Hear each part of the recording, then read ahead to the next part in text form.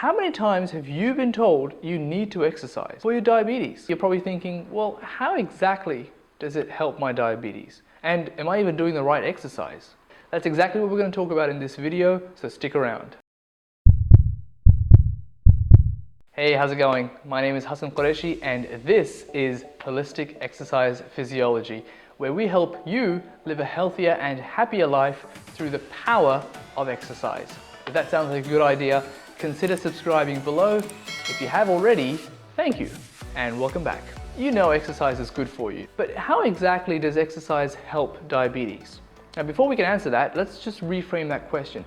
What do we mean by help diabetes? Diabetes is having too much sugar in your blood. That's right, your blood is too sweet.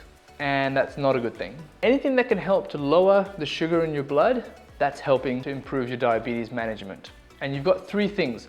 You've got your medication, your food, and of course, exercise. So the question now is, how does exercise help to lower my blood sugar levels? And there's really two ways that I want to talk about. Number one is improved insulin sensitivity. Imagine, if you will, the sugar in your blood is like a flock of sheep running wild in your bloodstream. So what do you do if you want to round up the sugar and pull it back in through the fence? Well, you send out the dogs. And that's the role insulin plays in your body. Your body releases a hormone called insulin, and that opens the gates and allows the glucose, or allows the sugar, to go back. The problem is sometimes your body is not able to produce enough of the insulin, or the insulin is not really able to do its job. It can't quite bind to the gate and open those gates like it used to. And that's why more of the sugar stays in your bloodstream for longer. Exercise helps to improve your insulin sensitivity, or the way your body responds to the insulin, and therefore insulin can do its job a lot better. So the second way that exercise really helps diabetes management is the direct uptake of glucose into your muscles. The muscles are able to suck in the glucose with or without insulin. So you see, when you're working out and you're lifting some heavy weights and you're using all your big muscles, the muscles have energy stored within them called glycogen. And that gets used up pretty quickly. Then the muscle needs to restock, replenish those stores, and that comes through the glucose in your bloodstream.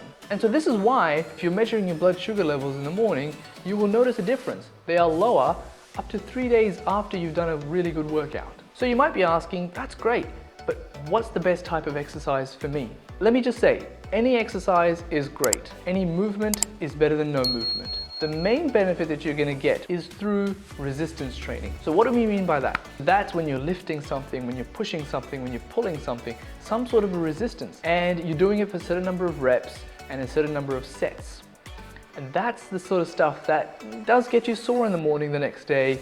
It does get you a little bit tired, but this is the same stuff that helps to lower your blood glucose a lot quicker. And plus, you get a lot stronger through this type of exercise. So the best type of exercise for people with diabetes would be a combination of aerobic exercise and resistance training.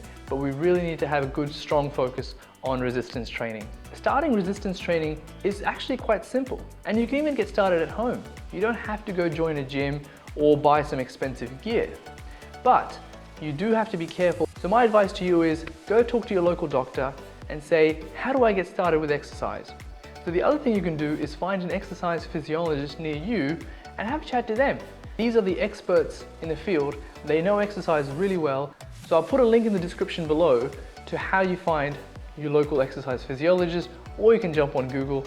So that's it for this video. I hope you enjoyed it. If you did, give us a like down below and tell me what was something new that you learned today.